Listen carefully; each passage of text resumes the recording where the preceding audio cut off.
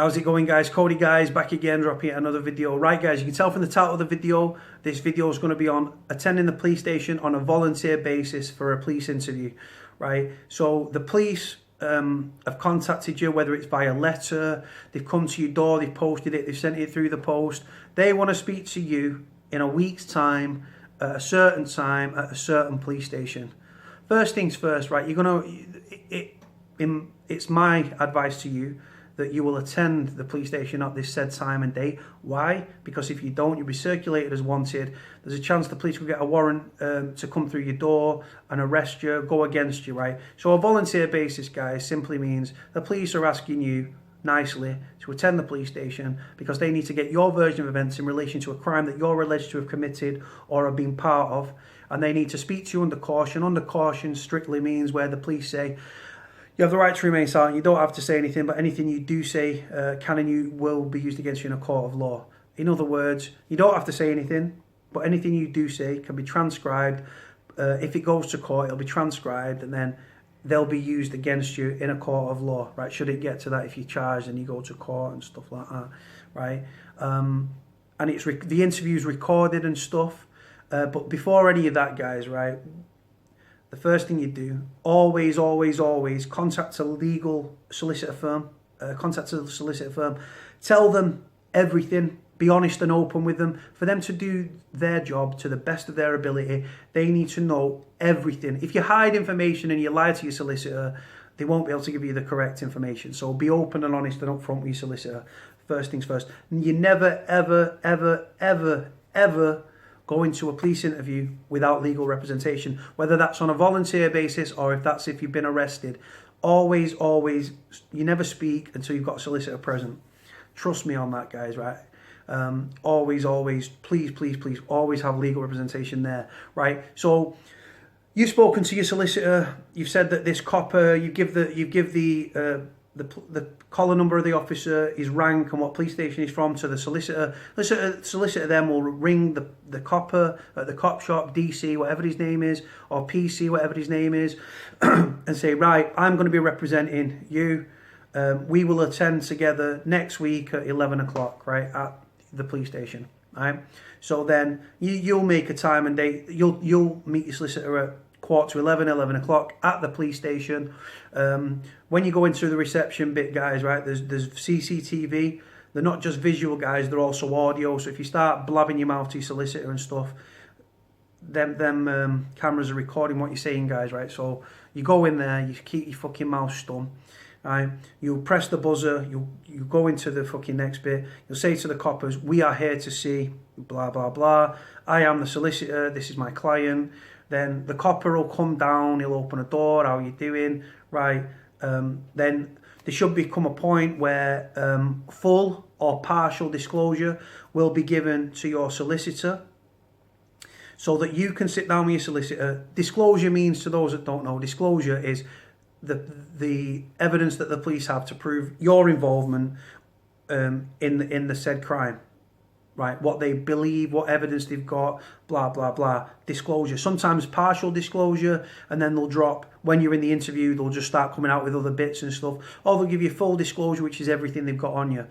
Then you'll sit down with your solicitor, you'll talk about it, the coppers will be out of the room, you can talk to your solicitor, and then your solicitor can say, right, my advice would be go no comment, give a version of events, drop a prepared statement, it's up to you. Some solicitors are better than others, guys. Some will really fight for you and some will be really like, look, this is what we're doing, right? Because they're really bothered and they're passionate. Other solicitors they just sit there and they shut the fuck up because they just want to get paid and get out of there. They're not arsed, right? You want a solicitor that's going to fight for you, that's going to speak up for you guys, right? So then the copper will knock on a door, or your solicitor will go out and find the copper. Right, we're ready to go in. Then you go in for interview. You'll be sat next to your solicitor. One or two coppers will sit there. If it's CID, they'll be in like casual clothing, a suit, shirt, whatever, or they might be in police uniform. Depends, guys, who's speaking to you. This recording device that's there will be turned on. They'll ask you to introduce yourself, give your full name, date of birth. Then they'll ask you, do you understand do you understand the caution? And that caution is, again, you have the right to remain silent, but anything you do say can and will be used against you in a court of law. If you understand, say yes. and and they'll ask you to explain what it means. If not, they'll explain it to you. You will be spoken to. The police will ask you questions and stuff, blah, blah, blah. If you go in no comment, you go no comment to every question. If you're given a version of events, you'll have to answer every question put to you. When it comes to interviews, you're either in or you're out. In means that you're answering questions and you have to answer every question. You can't start saying no comment to one question and then answer another and then go no comment on another. So you're either in or you're out. You no comment fully or you comment fully. It's as simple as that, right? Like I say, it's well known and well accepted, widely accepted, that if you go no comment, you've got something to hide and stuff like that. And then when you go to court, if you've gone no comment, it can go against you because you've gone no comment and that was your chance to give a version of events whilst you was at the police station. Why have you not? As soon as you open your mouth, the jury or the court or the judge can draw adverse inference. In other words, they can decide that you're guilty or you're not guilty because you didn't say anything. Normally, draw adverse inference means that they can make up their own mind about why you went no comment or why you didn't speak, right? But won't overcomplicate things, right? So the interview's finished. They've asked you all the questions. You get up and you will leave, right? You will leave the police station with your solicitor. If they need you, they can send you. If they're going to charge you, they can contact you down the line. You have to go to the police station, do your fingerprints, have your picture taken. You could be, depending on the severity of the crime, the nature of the crime, you could have a DNA swab in your mouth. You'll be charged and then you could go to court if you go to that, or you'll be no further action. No further action means that you're NFA'd. This won't happen on the same day, guys, right? They normally let you go and then they'll speak to you down the line if they need to. If they need to re-interview you or they need to charge you or whatever, they'll contact your solicitor will speak to you. I don't speak directly to the police guys, right? I always go through my solicitor, always have and always will. I've been out of crime now for a long time. But on a volunteer basis, guys, firstly, you want to attend the police station at the time and date, because otherwise you'll be circulated as wanted. Whilst you're in the police station and during the interview, if you decide that you don't want to answer any more questions, you're going to jump up, you're going to walk out, the police can actually arrest you. It goes on that way. Volunteer basis, guys, it simply means you attend or will arrest you anyway. So you attend, it's in your best interest. Give a version of events or don't, depending on if you go in no comment, drop in prepared statement or doing a fucking interview. At the end of the interview, you and your solicitor will walk out. Wait till you get outside the police station, speak to your solicitor, say, how do you think it went, blah, blah, blah, right? If you know you're good on interview, like I am, or I was, because I'm no longer involved in crime, you know that you've done all right. Like I say, the police just gather the evidence, guys, and then they've got to try and sell it to the Crown Prosecution Service.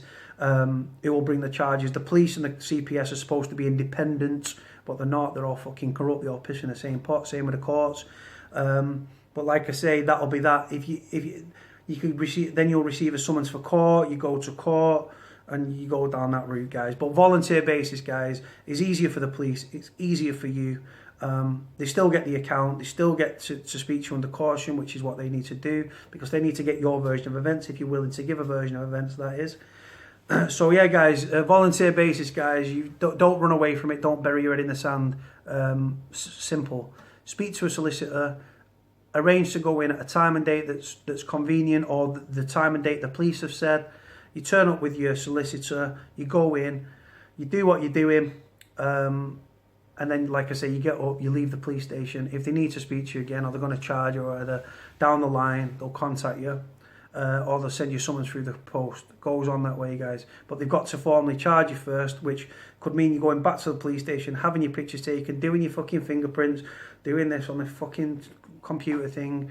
And then, like I say, then they get a court date and stuff like that. Goes on that way. Right, guys, I'm going to leave this video here, guys. I've ruffled on for long enough. This is attending the police station on a volunteer basis. Simple as that, guys. Like, comment, subscribe. Speak to you all soon. Get me on Twitter, Facebook, Insta, Twitter, whatever. I just repeat myself.